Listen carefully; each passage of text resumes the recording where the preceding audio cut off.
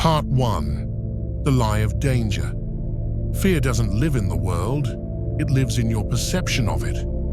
It's the mind's greatest illusion, the ability to experience danger that isn't real. You can be safe in your room, heart pounding, as if you're face to face with a predator. That's not instinct, that's imagination. The human brain hasn't evolved as fast as our environment. It still carries the ancient wiring of survival, designed for jungles and predators, not emails and rejection. The same circuitry that once saved us from lions now overreacts to silence, judgment, and failure. We call it anxiety, stress, hesitation. But at its core, it's all one thing: fear misplaced. The mind can't tell the difference between a threat you imagine and a threat you face. Picture yourself walking through the woods at night. You hear movement, twigs snapping in the dark. Instantly, your body floods with adrenaline. Muscles tighten, pupils dilate, your heartbeat doubles. For a moment, you are prey. Then a voice calls your name. A friend, not a beast. The fear dissolves, but notice your body doesn't calm immediately. The echo lingers. That's how deeply imagination controls physiology. Every day, most people live trapped in that echo, their bodies locked in fight or flight over scenarios that don't exist. The job they might lose, the person who might leave, the future that might collapse. Fear is not the presence of danger, it's the absence of safety. And when the mind forgets that difference, life becomes a battlefield of ghosts. Fear feels powerful because it is. It hijacks the nervous system, rewires focus, and blinds reason. But once you see it for what it truly is, an ancient signal misfiring in a modern world, it loses authority. Fear doesn't mean stop, it means prepare. It's not your enemy, it's a messenger, one that's been misinterpreted for centuries. The truth is, almost every limitation in your life hides behind a fear that isn't real. Fear of embarrassment, fear of rejection, fear of failure. None of them can actually harm you, but your belief in them can. To master fear, you have to question it, to pause when it screams, to ask, is this danger or discomfort? Because the body reacts the same to both, but the outcome depends on your awareness. Fear will always exist, but once you learn to read it, it becomes energy, not enemy. It becomes direction, not defense. You were never meant to be fearless. You were meant to be free. Part 2. The biology of fear. Fear begins in the body long before you ever name it. Before you can think the words, "I'm afraid," your brain has already sounded the alarm. It starts deep inside the amygdala, the small, almond-shaped structure that scans every sound, shadow, and thought for threat. The moment it senses danger, real or imagined, it triggers a chain reaction. The hypothalamus fires. Adrenaline floods your bloodstream. Heart rate climbs. Muscles tighten. Breathing shortens. Blood rushes away from the stomach and into the limbs, preparing you to fight, flee, or freeze. Your body becomes a weapon before your mind can even decide what it's fighting. This is evolution at work, the same system that kept our ancestors alive. But today, the threats are different. The tiger became a deadline. The battlefield became a boardroom. The same chemistry that once saved your life now activates in traffic, social media, and silence. The danger isn't physical, it's psychological. Yet your body reacts as if survival depends on it. That's why fear feels overwhelming because it's physical first and rational second. You're not weak for feeling it. You're human. Your brain is doing its job, predicting danger before confirming it. It errs on the side of safety because, from a biological standpoint, false alarms are better than fatal mistakes. But here's the flaw. When fear never turns off, it reshapes your life. The nervous system learns patterns. Constant stress trains the amygdala to fire faster, even when there's no threat. This is the biology of chronic fear, a body living in perpetual emergency. Over time, cortisol eats away at focus, sleep, immunity, and peace. You start to confuse intensity with importance, tension with purpose. To regain control, you must first understand this. Fear is not trying to destroy you. It's trying to protect you. It just doesn't know when to stop. The mind must learn to tell the body when it's safe again. That's where awareness becomes medicine. Slow breathing lowers adrenaline. Movement discharges it. Naming your fear, even silently, activates the prefrontal cortex, the rational part of the brain that tells the amygdala, stand down. Each time you do this, you rewire safety into your biology. Fear is not failure. It's feedback. It shows you what your body values, what it's afraid to lose, what it's trying to preserve. And when you learn to listen instead of run, that same system becomes your greatest tool. Because the goal isn't to eliminate fear, it's to master the chemistry it creates. Once you do, the signal that used to paralyze you becomes fuel for focus, clarity, and courage. Part 3. The mind's illusion. Fear is the mind's most convincing illusion. A story so vivid, it feels real. It doesn't need proof, only imagination. One thought, one what if, and the body obeys as if the danger is already here. The heart races, the breath shortens, muscles tense, all because the mind painted a picture and the body believed it. That's the danger of imagination without awareness. It turns potential into panic.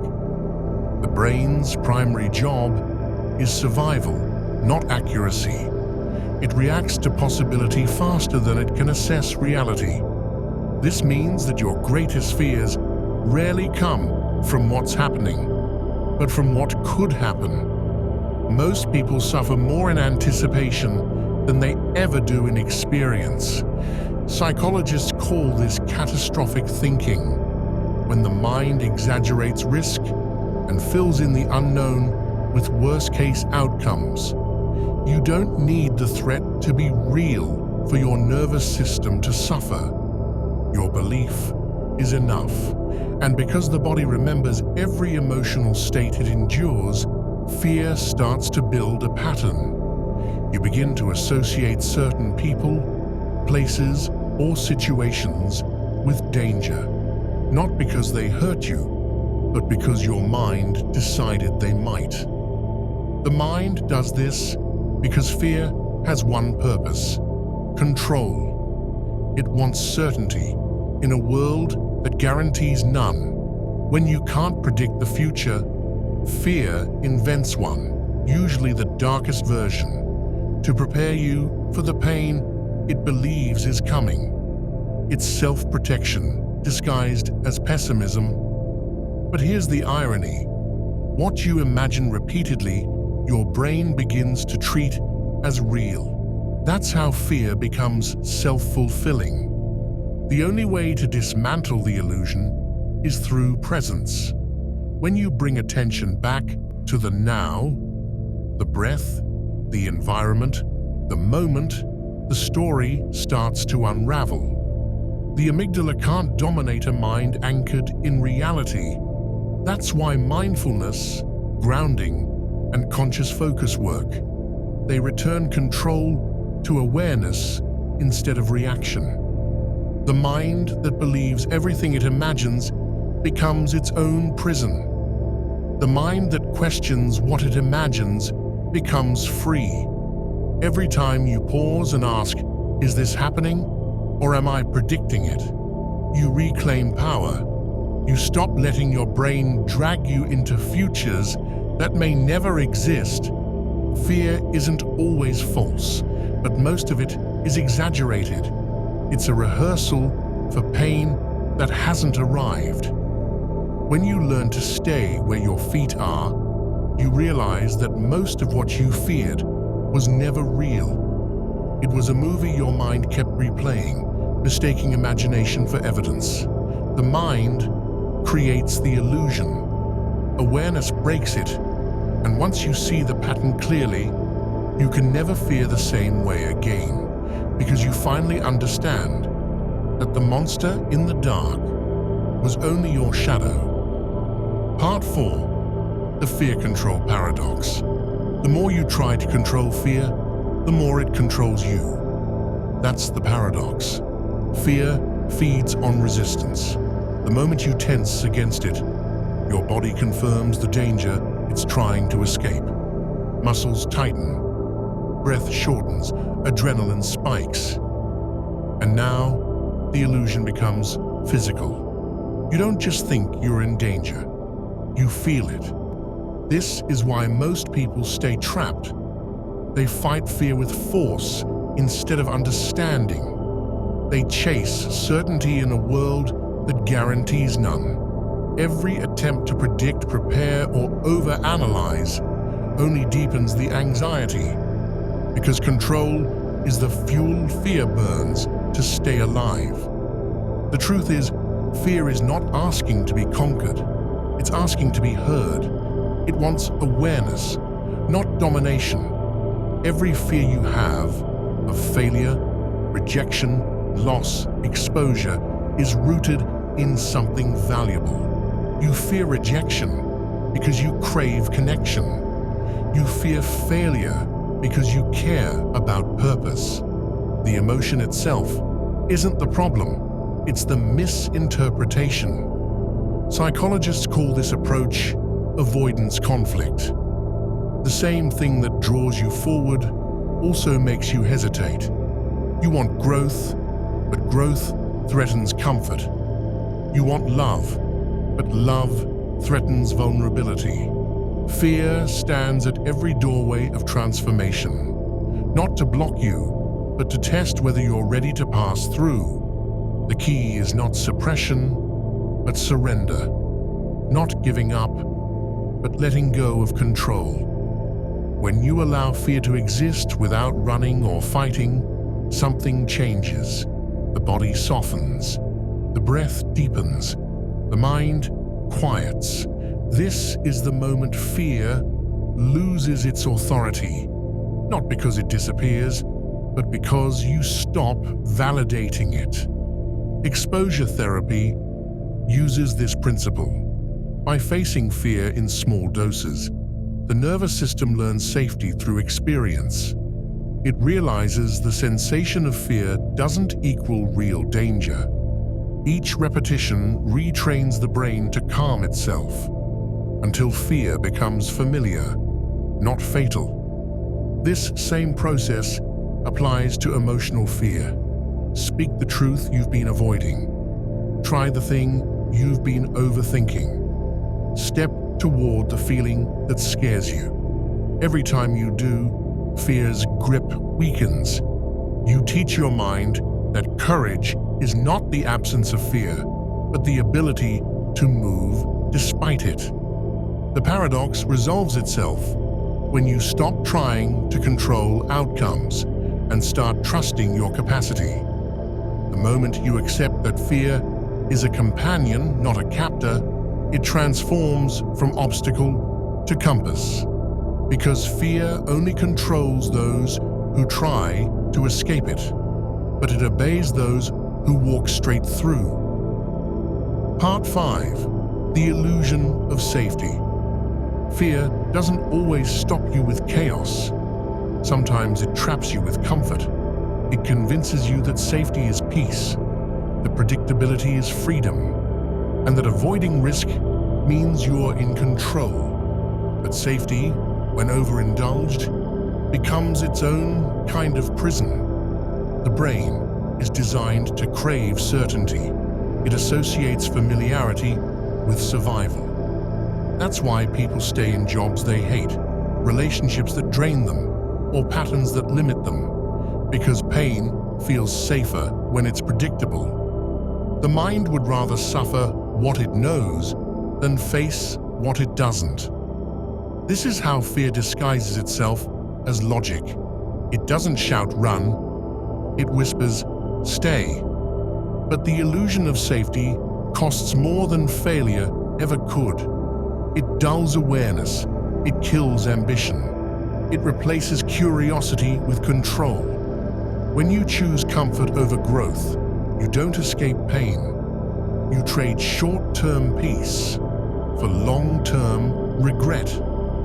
Because life doesn't stop moving when you do. You simply fall behind your own potential. Fear feeds on stillness without purpose. It grows strongest in the spaces where you stop testing yourself. The body may rest, but the mind decays. That's why the most dangerous fear isn't panic. It's numbness.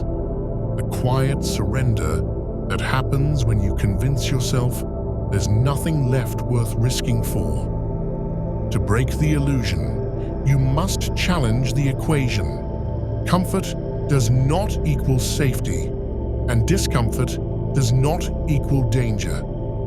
Growth and fear share the same border. To cross it, you must first feel the tremor that tells you you're alive. Think of the moments that shaped you. They all began with risk. You had to step into uncertainty to discover new strength. The mind learns courage only through exposure. Each time you act in spite of fear, your nervous system rewires itself. What once triggered panic begins to feel neutral. That's how you expand your limits. By proving to your biology that uncertainty won't kill you. Fear will always promise safety, but what it's really selling is stagnation. True safety is not the absence of threat. It's the presence of confidence, the belief that no matter what happens, you'll find a way to adapt. The world doesn't reward the ones who stay safe. It rewards those who trust that growth lives just beyond the edge of fear.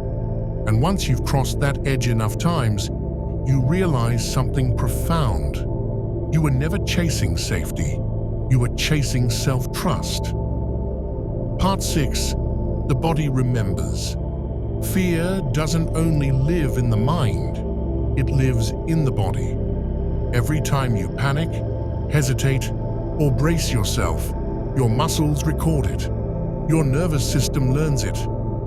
Fear becomes muscle memory, stored in posture, in breath, in how you move through the world. When something threatens you, even emotionally, the body reacts before logic arrives. Shoulders rise, a breath shortens, stomach tightens. Over time, this reaction hardens into habit. You start carrying invisible armor, a jaw that never relaxes, a chest that never fully expands, a constant alertness that keeps you half-guarded even in safety. That's not personality, that's stored survival. Trauma, heartbreak, failure, the body remembers all of it. It holds tension, like unfinished sentences. What the mind avoids, the body continues to express. This is why certain places, smells or voices, trigger unease without reason. The body recognizes patterns faster than thought. It's not paranoia, it's memory without language. Healing fear means teaching the body safety again. Logic can't convince the nervous system. You have to show it through experience.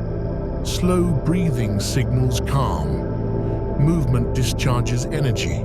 Stillness resets rhythm. Each time you respond differently, you rewrite the body's story, proving that the danger is gone. That's the essence of somatic therapy. To unlearn fear physically, not just mentally. You have to move the fear out of your system. Walk, stretch, shake, breathe, speak what was once silenced.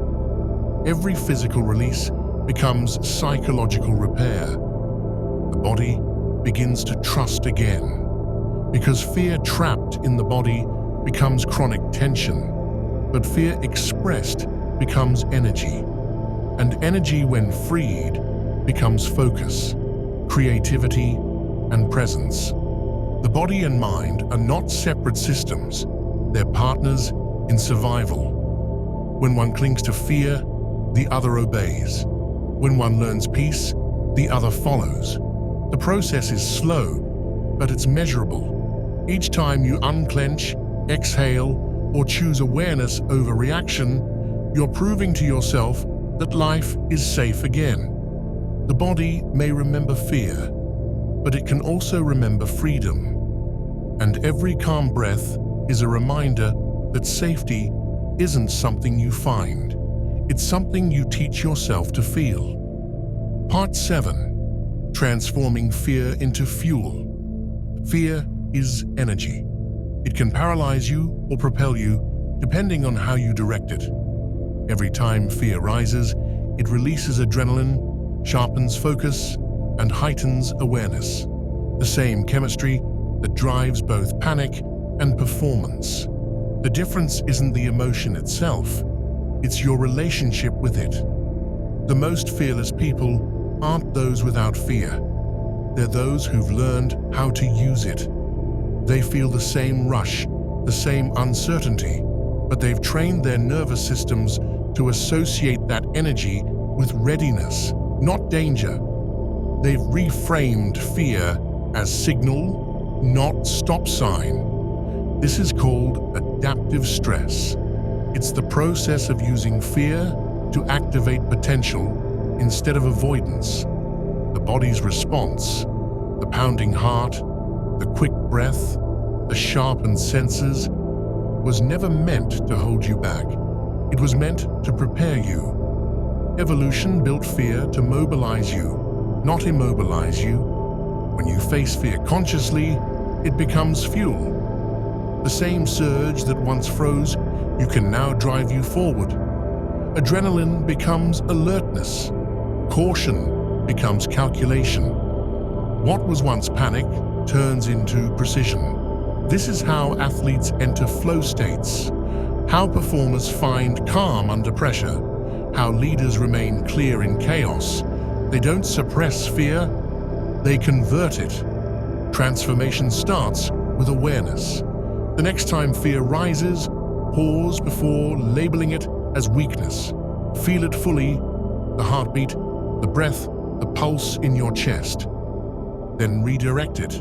Tell your body, this is energy, because it is. The biology doesn't change, only the meaning does. When you accept fear as a companion instead of a curse, it begins to evolve. It sharpens instincts, fuels creativity, deepens intuition. It forces focus on the present moment, because fear, at its core, is the mind's demand for awareness, and awareness is power. The irony is that the same system that once held you back becomes the one that moves you forward. Every time you step through fear instead of around it, the brain rewires itself. It learns fear is not final. Fear is fuel. The most powerful people don't silence their fear. They study it, master it, and then use it to push past every previous limit. Because fear is not the enemy of courage, it's the spark that creates it. Part 8. Mastery over fear. Mastery over fear isn't about elimination, it's about transformation. Fear never disappears, it changes shape. It evolves as you do. When you conquer one version, life introduces a higher one. New stakes, new uncertainty, new opportunity for growth. The goal isn't to live without fear, it's to never let it lead. The mind's instinct is to chase certainty. But mastery begins when you stop needing it. You accept that fear is part of the human design, not a flaw, but a compass. It points toward the edges of who you are, testing how deeply you trust yourself. Fear only has power where self-belief is missing. Once you understand that, fear becomes a mirror. It shows you where confidence hasn't yet grown, where wounds still control decisions, where truth is being avoided. The more honest you are with what it reflects, the less you have to run from it. Because every fear has roots. Rejection hides a need for acceptance. Failure hides a need for validation. And loss hides a need for attachment. When you trace the feeling back to its origin, it loses the ability to disguise itself as chaos. True mastery comes when awareness replaces avoidance. You stop trying to silence the voice of fear and start guiding it. You acknowledge the alarm, but you decide the direction. You can feel adrenaline without panic, tension without collapse, uncertainty without paralysis. You start operating with a deeper kind of calm, not because you've removed fear, but because you've trained yourself to move through it. Meditation, exposure, and discipline all serve this same purpose: to remind the body that fear doesn't equal danger. Each time you breathe through intensity instead of resisting it, you expand what your nervous system believes is survivable. Fear becomes signal, not suffering. At this level, courage becomes second nature. You don't have to hype yourself up or numb yourself down. You simply act, because the body knows the truth. Fear is just excitement without breath. Once you master the breath, you master the reaction. The difference between those ruled by fear and those free from it isn't that one feels it and the other doesn't. It's that one believes it and the other observes it. Mastery over fear is not fearlessness, it's fear harnessed. It's walking straight into uncertainty and realizing that what you once called fear was just your own potential, waiting to be proven. Because once you learn to stand still in the storm no longer owns you, it obeys you.